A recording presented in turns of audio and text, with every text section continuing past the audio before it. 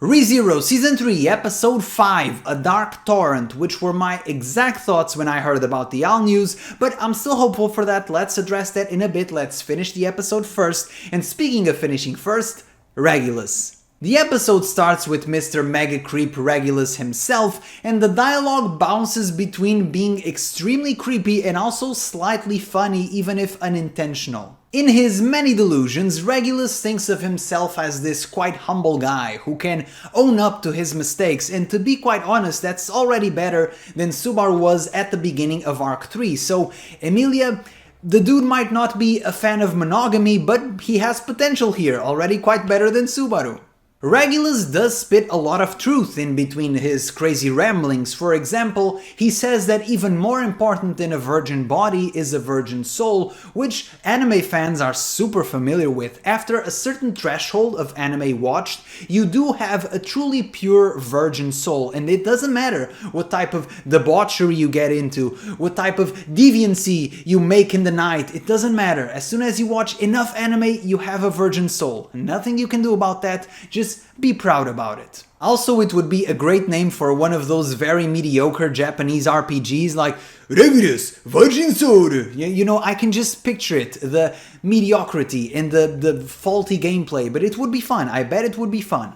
Jokes aside, obviously the dialogue is extremely creepy. Regulus is a tremendous villain. The situation is even creepier because Emilia is, first of all, in a very vulnerable position. She's only covered by her bed sheets and she's confused. She doesn't know where she is. Keep in mind she was unconscious, so she doesn't really know who Regulus is or how she got here or what's happening. So this is a very bad predicament for Emilia. I also want to highlight the background music, and forgive me if this soundtrack has already appeared in previous seasons. I'm not a super huge music guy or whatever, but I really think that it fit this particular situation. The music was very eerie with a tinge of arrogance. It fits Regulus perfectly, and I hope to see more of this soundtrack, especially later in the arc. From the interaction we see with the wife, we can see that he's very controlling. He does not want his wife to smile, which is weird. If she was stone cold faced all the time, I think that is even more off-putting than whatever problems he may have with her smile, but you know, to each their own. And then we discover that his nickname is Mr. Creepy.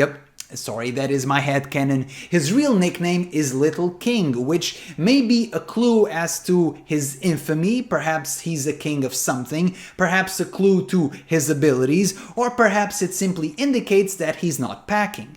Whatever it may be, it's established even to Emilia, that has spent very little time with him, that Regulus is completely deranged and a complete egomaniac and would likely not take it super well if things didn't go his way. So they don't really talk about this in the anime, but perhaps it's obvious to everyone that Emilia can't simply escape because she's worried about other people. For example, this very non-expressive wife that she just met. Emilia isn't Subaru. She's quite strong. She could simply make a ice slide and just yeet herself out of the window and she would be fine. In fact, that would be quite comical actually and very cool. I'd like to see that scene, but she can't do that because technically the wife that she just met is a hostage, and if Emilia escaped, it's very clear that the wife would not be in the best of situations. We snap back to the fight in the government office, and you know, I was vibing, I was feeling it. Yeah, the Rezero Avengers against the witch cult. Even Subaru is looking cool, looking awesome with his whip,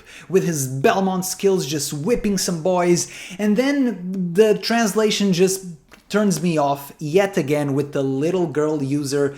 Guys, I can't handle it. Please use Moppet Mage, use Lollymancer, use something else. But little girl user, I'm just reading the subtitles and I'm like, it's just off-putting. It's strange. One thing I do appreciate though is that they had a flashback to Al from the previous episode explaining that he advised them to not use their real names in front of Gluttony, which is why Julius did not call Subaru by his name and instead by his convicted felon nickname. And I want to say that usually I hate flashbacks. I hate flashbacks in general, and especially I hate flashbacks to things that happen in the same episode or the previous episode. However, here specifically, I liked it. I like it because in this specific context, with the prickly relationship between Subaru and Julius, who are constantly bickering at each other, the viewer perhaps could wrongly assume that Julius is just having an off-character moment and being unprofessional in the middle of action,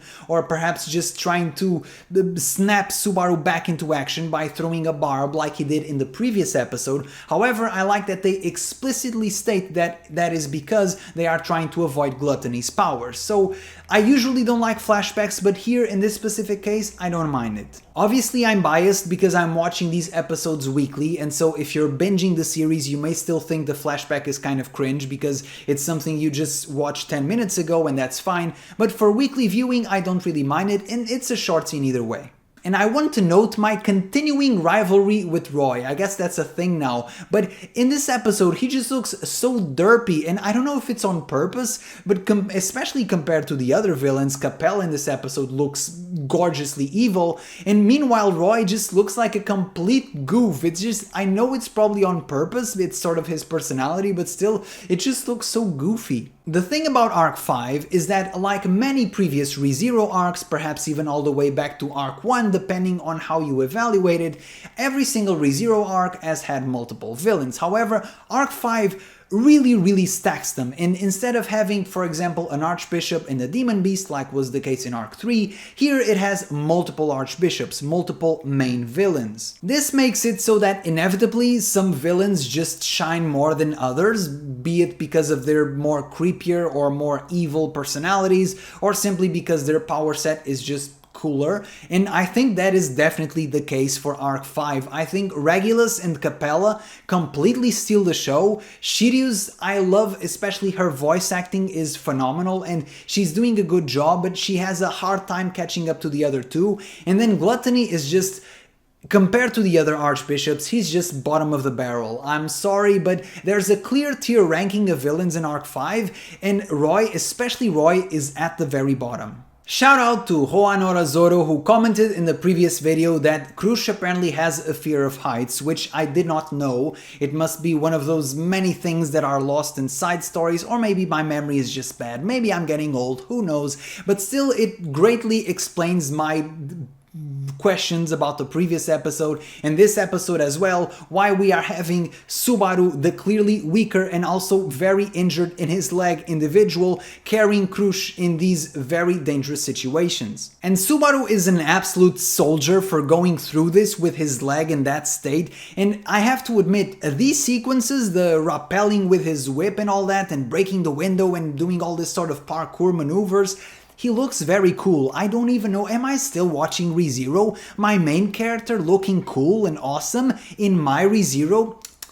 I'm not recognizing this. It's in these moments that we start to see that whatever training arc Subaru went through in that 1 year gap, it really worked out, because he went from being this neat nerd to this neat nerd with parkour skills, which is, you know, it's definitely an improvement over Season 1. They then fight the spooky dragon, and the fight is so easy that any Rezero fan is immediately thinking, okay, what's the catch here? And then Subaru heroically opens the door to save the hostages, and this scene was absolutely foul and disgusting, and it was incredibly done. I was very curious how they were going to animate this scene, and this is one of those very few cases where I think CGI actually works better. Not only is the concept of a giant fly disgusting by itself, I even said that even the illustration in the light novel was quite tame. Here in the anime they look so disgusting, and I didn't imagine them to be so big. Them being bigger is even more unnerving, and the CGI makes them look off-putting, makes them look otherworldly. So I really like the use of CGI here, and the scene and the voice performance from the Subaru's voice actor was incredible. Just an incredible scene. I have nothing to add. We, instead of getting the CGI in the dragon as many people feared, we got a glorious 2D dragon and eerie 3D flies, which is just the perfect choice. And then we get the grand reveal that Capella can transform. I will say it isn't as grand in the anime, because in the anime you do have that scene where you sort of see a glimpse of Capella's face when she's speaking into the megaphone media, and also you have the opening and ending where you can see that Capella is an actual human, and so in the anime it isn't as much of a grand reveal, but still the moment was done pretty well. And then Capella goes for a bit of a foot massage on Krush, and that's someone's fetish. That it's not mine, but it's someone's, so whoever you are, enjoy. And like I mentioned previously, we really see the results of Subaru's training in the small details. Like, I love the scene where he just grabs a rock and throws it at Capella. That is such a cool and really scrappy move, which really fits Subaru. I love how he's using his environment to his advantage. He's sort of like a traumatized Jackie Chan. And obviously, in the context of Rezero, it's not that impressive if we're being honest. Even Krush, who's there lying on the floor, can just throw a huge blade of wind. Or for example, we have Julius, who can just throw a disintegrating rainbow or whatever that is. And then we have Reinhardt, who can apparently fight the sun, whatever that means. So Subaru, in context of the power scale of Rezero, especially fighting these fearsome archbishops, is not super well positioned. However, as a normal person and has a main character that is the average dude, he is starting to look quite impressive. And Rezero has this amazing ability once again of taking these tropes that I don't really like and making them cool in the given context. For example, I really don't like the trope of when a character just takes the other character's best shot because he's so much stronger. I hate it when a dude is like, haha, I'll take your best shot because I'm the best, you can't hurt me. I just think it's lame because certain anime really overdo it, and also even in real life that's not really how things work. Just because you're a better fighter, you're not going to let the other dude punch you in the face, you're going to dodge or block or whatever you need to do. But I don't know, it always feels lame because certain anime really overdo it, but here it perfectly fits the situation. Subaru's emotions and thought process is completely scrambled because he just cannot believe what happened to those poor people, and he just throws a desperate attack at Capella, and instead of dodging or blocking or whatever she could do very easily, she takes it right in the face. Because she can, because she's having fun. She doesn't just want to win, that is guaranteed, that is obvious. She wants to torment them and make fun of them and show them that no matter what they do, she will always regenerate the damage. She is a sick freak. And then we see that despite her evil tendencies, Capella is in fact one of us. She's a huge fan of anime. More particularly, she's a fan of Naruto because she just goes up to Subaru and does her own rendition of the Uzumaki Naruto Rendan, where he just delivers a bunch of blows, throws him in the air, and just spits him back down. I don't know, seeing Capella do her version of a shonen protagonist combo attack was just funny. The entire scene with Capella is just stunning. It will give me nightmares, but it is stunning. The voice acting and the transformation when she just transforms her face, it's so creepy and so unnerving. And the way that she introduces herself, it's like, man, really? We have so many archbishops to contend with? How are they even going to get out of this? The thing about Arc 5 and many arcs in Rezero, if we're being fair, is that you think that things can't get any worse, and then they keep getting exponentially worse, and you have to wonder, how is Subaru going to get out of this one? In the middle of her maniacal ramblings, we see that Capella says she wants to be loved by as many people as possible, for as long as possible, as deeply as possible. And honestly, I think with Season 3 she has achieved her goal, because all you have to do is hop on the app formerly known as Twitter, and you will see that in less than 5 episodes, this character has already gained quite an army of simps. So that is quite worrying. I think you people should seek help, but hey, we all have our own particular quirks. She then transforms into Emilia to further mess with Subaru's head, and when I said that I wanted Emilia to have more of an edge in her personality, I didn't mean it like this. This is sort of like monkey paw curls, and not like that. Just please stay out of Emilia's face. Do not replicate it. That is creepy. And then we get a huge clue to Capella's real identity, because she says, would people still love each other if they were a fly or some sort of grotesque monster? And we don't really know who or what Capella is, what is her real identity, because due to her authority of lust, she can be whatever she wants to be, she can easily transform her body, but now we know for sure She was a woman. Originally, she's a woman, no doubt about it. That is a woman argument. Would you still love me if I was a fly? 100% a woman, it's confirmed, it's canon. We also discover that Capella has a PhD in medieval medicine because Subaru says, "Hey Capella, my leg hurts." And so she says, "Okay, we'll just remove the leg," and it sort of works, to be quite honest. Jokes aside, the scene is obviously very disturbing, especially with how Capella just holds Subaru's leg in her hand, just completely nonchalant, like she doesn't even care, it's just an everyday occurrence. And then, as if that wasn't enough, she then proceeds to give Krush and Subaru her blood, and especially because she's the authority of lust and she can transform into various animals. Just what kind of venereal diseases are in there? Just And the reaction, judging from Krush's face and Subaru's leg, is not good.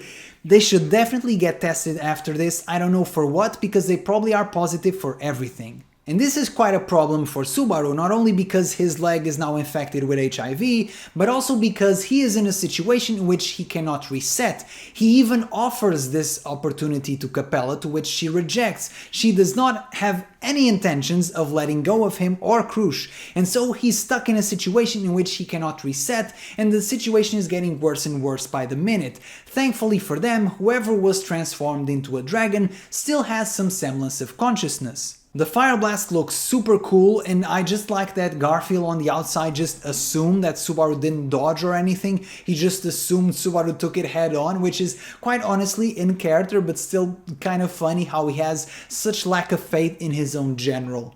We transition back to the shelter, and once again we see that Kiritaka is actually quite a serious character and important to the city of Pristella, even if he wasn't necessarily introduced as such, and the conversation with Anastacia is quite revealing because we haven't had a lot of time with her, and so some people may not know her personality too well, and for Kiritaka, as a sort of proxy for the viewer, he explains that she's not as greedy and heartless as perhaps some would assume. Unfortunately for them and for us, the conversation is interrupted, and man, are you serious?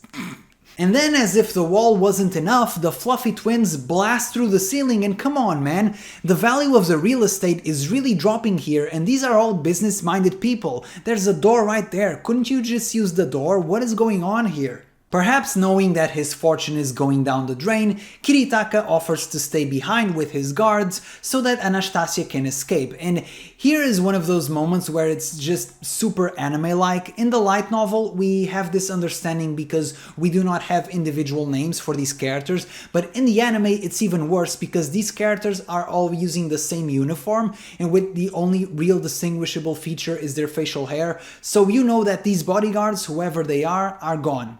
Gone.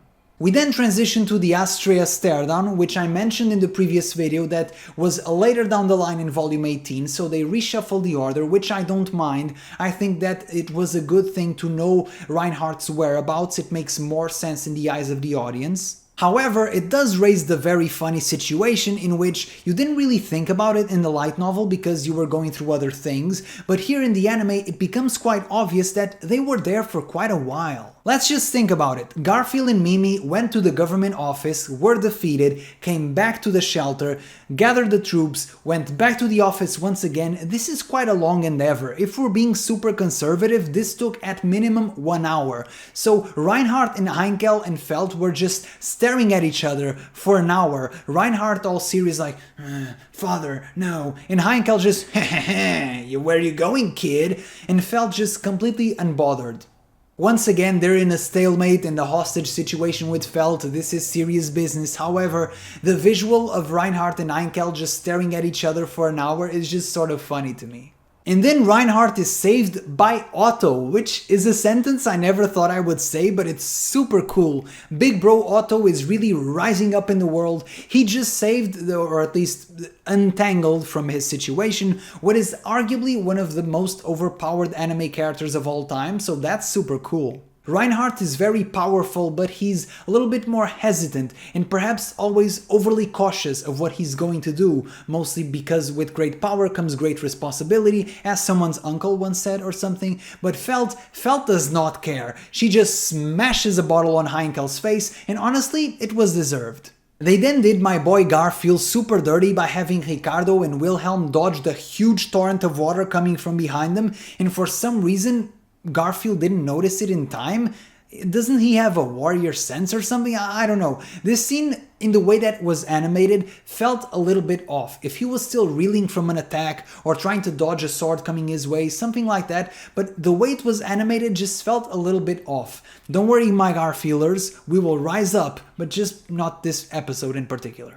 And then the episode ends with the super epic and gruesome escape of Subaru, where he's clinging to the dragon, still grabbing Krush, with his leg half dangling and spilling blood and hopefully also the HIV that he contracted, and he's just there trying to escape, and eventually he lets go and falls in the water. And this is a super huge cliffhanger. It's a great way to end an episode. And we see that our main characters went double or nothing, and they got nothing, because not only did they fail, but now the witch cult has even more demands, and some of them are quite peculiar and are quite interesting as to what they actually mean. They're talking about an artificial spirit, so this could be Beatrice. They're talking about a tome, which is not something that has been spoken about, and then they're talking about Emilia's wedding, which we know is probably not going to happen, but at the same time Emilia is in a situation that she cannot really escape, so we'll see how that is resolved. And for those that have trouble sleeping, don't worry, because you can just play back Capella's laugh at the end.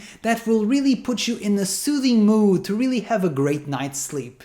Overall, banger episode. Capella is such a great villain, and they're doing such a great job with her facial expressions that are part creepy but part lustful. She just looks so unnerving at all times, and the voice acting, once again, tremendous. Every single voice actor is doing a great job. I think the episode was very well structured, giving us the Capella scene to really reel us in and make us interested, then having a little bit of exposition with the conversation between Kiritaka and Anastacia, and also the scene with Reinhardt, and then really the huge cliffhanger at the end to really make us even more interested in the next episode, as if we weren't already. So overall, tremendous episode. Now let's just quickly address the AL news, and I will address them by not addressing them. And all I'll say is this: I don't want to spoil anything because I'm still hopeful, and maybe this is huge cope. Maybe I'm coping like crazy, but I still believe that they will somehow fit the cutscene from Volume 4 into the dialogue in this season. I really hope that such an important scene and such important detail about a character isn't hidden away on some chibi side material or whatever that was. So I'm still coping, perhaps, but I will not talk about it yet because I am still hopeful that they will do the right thing. And this has been it for me, folks. If you're an anime only, be sure to check out my review of Volume 17, which you can now watch. Spoiler free, because you know what happens. Want to know what happens in the light novel in more detail? Go check out that video. Super cool.